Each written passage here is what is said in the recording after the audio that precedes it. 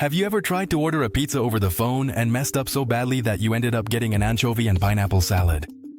Well, imagine promising the world that you can build a complex mobile app as easily as you order that pizza. Now, imagine that to cook up that app, instead of using a high-tech oven, you use hundreds of engineers in India working day and night, while you tell investors like Microsoft that everything is done by a magic robot. Sounds like the plot of a bad science fiction movie, right? Well, welcome to the story of Builder.ai, the startup that sold the dream of total automation and delivered a reality that was very, very human.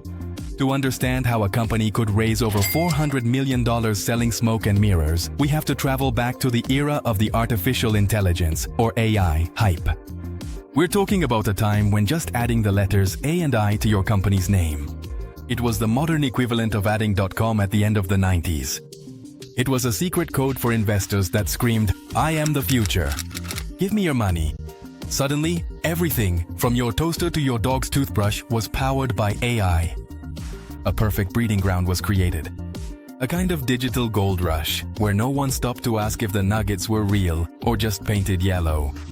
And in the midst of that madness, one company knew how to play the tune everyone wanted to hear. But how did someone come up with such a bold and, in hindsight, such a brazen idea?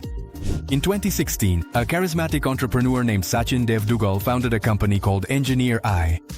Their value proposition was simple, brilliant, and dangerously attractive: to democratize software development.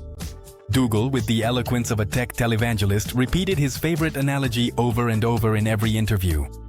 Creating an app should be as easy as ordering a pizza. You pick your ingredients, your features, the platform cooks it all automatically, and voila! You have an app ready to devour the market. It was the perfect pitch for any small business owner who dreamed of having their own app but got scared at the sight of the first line of code. The ironic twist, of course, is that while Duggal talked about automatic ovens, he was actually running a gigantic kitchen on the other side of the world. And how did this magical pizzeria work? Well, this is where genius mixes with deception. Builder.ai's business trick was a masterpiece of marketing psychology. A model we could call the AI facade.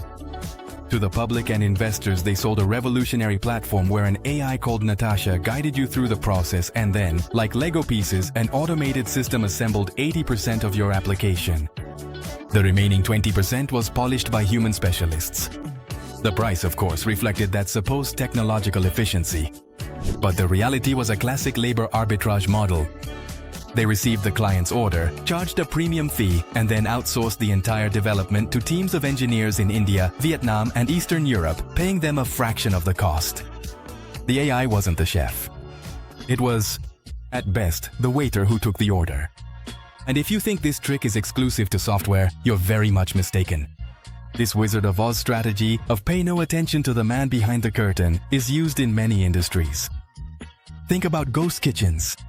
You order a gourmet burger from Smashburger Brothers on a delivery app, and it's prepared for you in the same fryer of a generic chain restaurant just around the corner from your house. Or think about those sustainable clothing brands that sell you a story about local artisans when in reality their production is outsourced to the same massive factories everyone else uses. Builder simply applied this model to the software world, dressing up a traditional outsourcing agency in a futuristic Terminator suit. But just like in every good movie, secrets can't be kept forever. How long could this digital house of cards stand? The first serious crack. It appeared in 2019 when the Wall Street Journal published an explosive article titled, "The AI Startup Boom Raises Questions About Exaggerated Tech Prowess." The article, citing employees and former employees, basically accused the company of lying about its AI capabilities. It was a direct blow to their credibility. Duggal's reaction was straight out of a public relations crisis manual: ignore the accusations and rebrand. Shortly after, Engineer.ai rose from its ashes as Builder.ai, a new name for the same old story.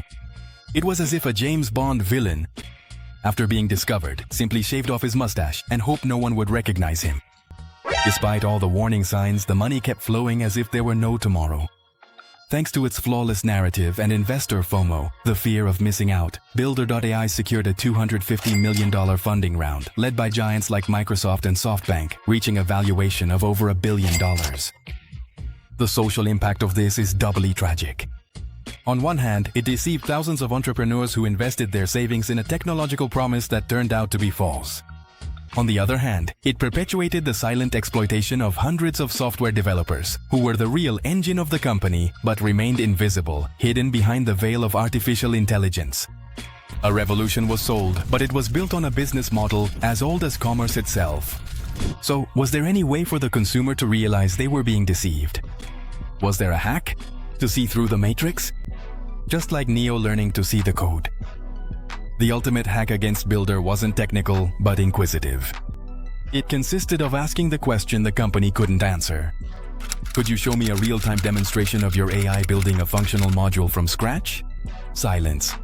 Excuses. Deflections. They couldn't show it because it didn't exist. So, what's the practical advice for anyone faced with a miraculous tech solution?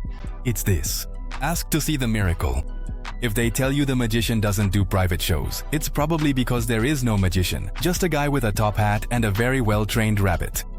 And the most incredible thing is that all of this happened in broad daylight, taking advantage of a legal loophole as big as the founder's ego. The problem is that there is no clear regulation defining what it means for something to be powered by AI. Is it a complex algorithm, a simple script of 111 lines? A deep neural network? The lack of a legal definition lets marketing run wild. A company can legally use an Excel spreadsheet with IT macros. They could call it an AI-based business intelligence system. Builder.ai exploited this regulatory loophole to its fullest extent. They weren't actually breaking any law regarding AI advertising, because that law simply doesn't exist. And the truth is, selling a magic solution to a terrifying problem has always been a great business. The economy of convenience mixed with the fear of technological irrelevance is a very potent cocktail. Builder.ai. And he wasn't selling code, he was selling peace of mind. He was selling a bakery owner the dream of competing with Domino's without having to learn to program. They were selling investors the fear of missing out on the next Google. This sale of magic solutions is so profitable because it appeals directly to our deepest insecurities and our desire to find shortcuts in an increasingly complex world. But the marketing exaggeration would soon give way to much darker accusations. Things really got ugly when the story shifted from technological greenwashing to alleged financial fraud.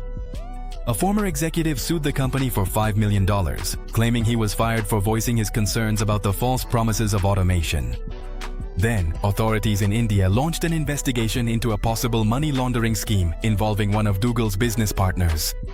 The cherry on top, as revealed by the Financial Times, was an alleged round-tripping scheme, a fraudulent accounting technique used to inflate revenue. It is alleged that the company inflated its profits by 300%, making it look like a rocket taking off when, in reality, it was barely moving off the launch pad. To keep up the illusion, the company invested as much in stagecraft as in its supposed product. The design of Builder's experience was pure theater. Its founder, who was rumored to ask his employees to call him Chief Wizard, organized lavish corporate retreats at 5-star hotels in Vietnam. The website was flawless, the narrative polished, the testimonials enthusiastic. They created such a convincing facade that even the biggest players fell for it. It was the corporate version of the Fire Festival.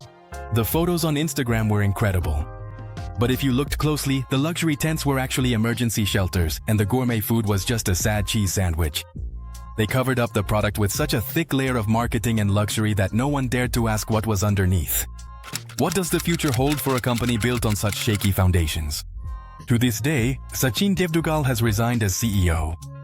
Although ironically it's said that he still walks around the offices holding on to his title of Chief Wizard. In chief, the company is a shadow of what it once was, drowning in debt and investigations. But here comes the million-dollar question. Was Builder.ai a scam or simply an idea ahead of its time? Salesforce's own CEO Mark Benioff has stated that AI is already increasing his engineers' productivity by 31 to 50%. Maybe in 5 years, a platform that builds 80% of an app with AI will be completely feasible. Builder wasn't that platform, but its ghost forces us to ask whether the fiction they sold could become tomorrow's reality. And so, we return to our pizza. In the end, building an app wasn't as simple as ordering one. It was more like ordering a gourmet pizza, discovering it was assembled by a secret army of underpaid chefs, finding out the delivery guy is under investigation for money laundering, and when you open the box, realizing the crust is made of cardboard. The moral of this new AI gold rush is simple. Before you invest your dreams and your money in the next big thing, make sure you're not just buying a very well-designed box. Now, I'd like to know what you think. With the speed at which technology is advancing, do you think an idea like Builder.ai could be completely legitimate and functional in the next 5 years? And on the other hand, have you ever bought a product or service that promised to be revolutionary but turned out to be a total disappointment? Speaking of giants, I recommend you check out this video about the dark truth of Temu. It's the ultimate proof that not everything that glitters in the tech world is gold.